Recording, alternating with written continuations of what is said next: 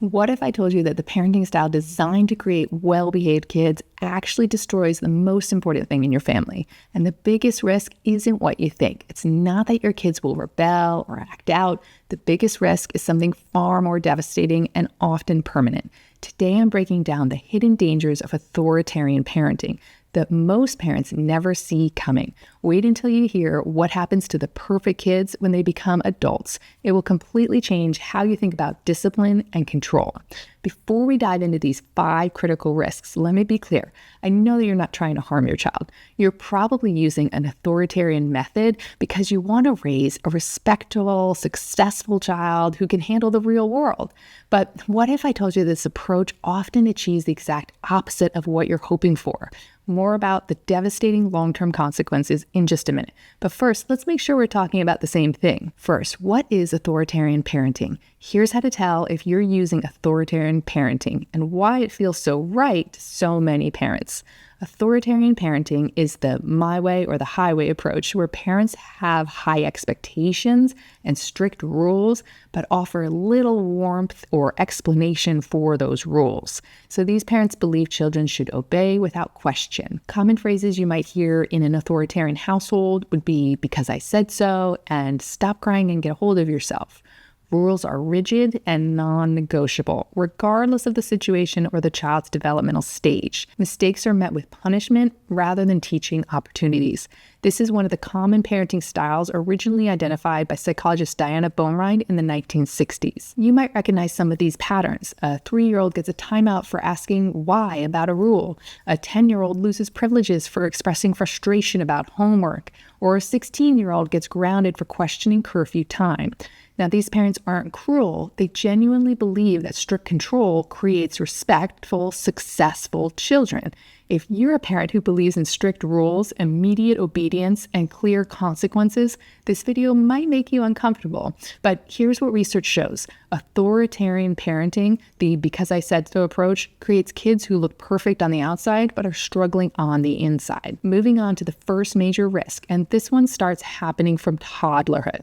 Risk number 1, kids learn to suppress feelings and follow rules to avoid punishment. This is why authoritarian kids look so well behaved, but what's really happening inside their minds will shock you. Children raised with authoritarian parenting quickly learn that their feelings don't matter, only compliance matters. So a 4-year-old stops expressing sadness because crying leads to punishment. An 8-year-old learns to hide their struggles because asking for help is seen as a sign of weakness. Or a 12-year-old becomes afraid to share problems because parents respond with lectures or consequences. These children develop what psychologists call emotional suppression. They learn that their feelings are wrong or dangerous. In my parent coaching program, I work with many adults who are raised in this way, and they tell me they still struggle to identify and express their emotions in healthy ways. What looks like a good kid is actually a kid who has learned that love and acceptance are conditional on perfect behavior. They're not learning emotion regulation, they're learning emotional suppression. This creates children who appear compliant but are actually walking around with hidden anxiety, resentment, and confusion about their own feelings. But here's where it gets even more concerning. Let's talk about what happens when the authoritarian parent isn't around. Why authoritarian kids often shock their parents with out-of-character behavior, and it's not what you think. Strict rules create immediate compliance, but they completely fail to develop internal decision-making skills. Children only follow rules when they might get caught, not because they understand why the rules matter. A 6-year-old who never hits siblings at home might become aggressive at school where different rules apply. A 14-year-old with strict internet rules at home might make dangerous choices online at friends' houses. An 18-year-old who had every decision made for them suddenly has complete freedom and no internal compass. These children never learn to think through consequences, weigh options, or develop their own moral reasoning. They become external regulators. They can only make good choices when someone is watching and enforcing rules. But real life doesn't work that way. The moment they're in a new environment, college, job, a relationship, they're completely unprepared to make independent, ethical decisions.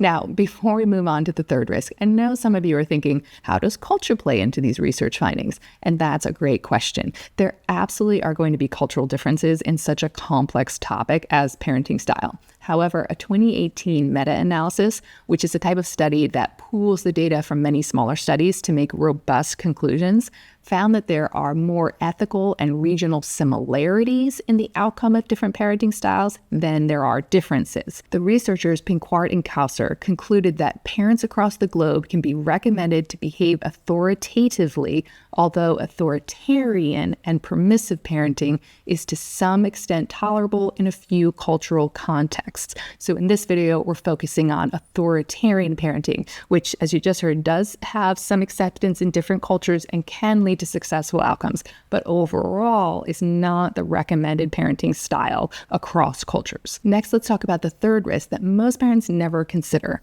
Here's why kids raised in an authoritarian household often struggle with friendships and romantic relationships as adults. When children aren't allowed to express emotions or question authority, they miss critical lessons in emotional intelligence and social navigation. These children never learn to negotiate, compromise, or stand up for themselves appropriately. They struggle to form deep relationships because they've never been modeled emotional intimacy. They haven't seen that, observed that from their parents. They often become either overly submissive or rebelliously aggressive in relationships. They have difficulty with conflict resolution because they only know compliance or defiance. A 7-year-old who's never been allowed to negotiate their bedtime doesn't learn how to advocate for their needs. A 15-year-old who's told, "Stop being so dramatic," never learns to communicate their feelings effectively. In my coaching practice, I see adults who are raised in authoritarian families, and they struggle in their marriages because they can't express their needs or they don't know how to compromise.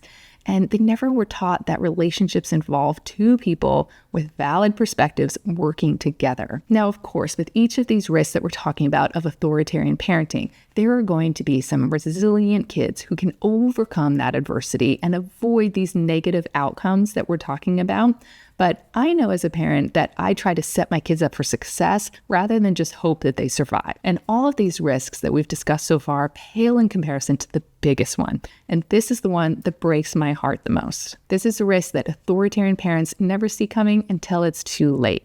The greatest tragedy of authoritarian parenting isn't the behavior problems or the emotional struggles, it's the loss of the relationship itself. So children learn to see their parents as enforcers rather than allies. Trust erodes when children realize that their thoughts and feelings don't matter to their parents. Adult children often maintain minimal contact because the relationship was built on control rather than connection. And parents wonder why their successful adult children never call or visit or share their lives. I'd love to hear from you. Were you raised in a strict authoritarian parenting household? How did that affect your relationship with your parents as an adult? Share your experience in the comments below. Your story might help others understand the long-term impact of their choices. Or maybe you're a resilient person who has learned to thrive despite those challenges. The most heartbreaking part is that these parents genuinely love their children and want what's best for them, but by prioritizing obedience over connection, they sacrifice the very relationship that they're trying to protect.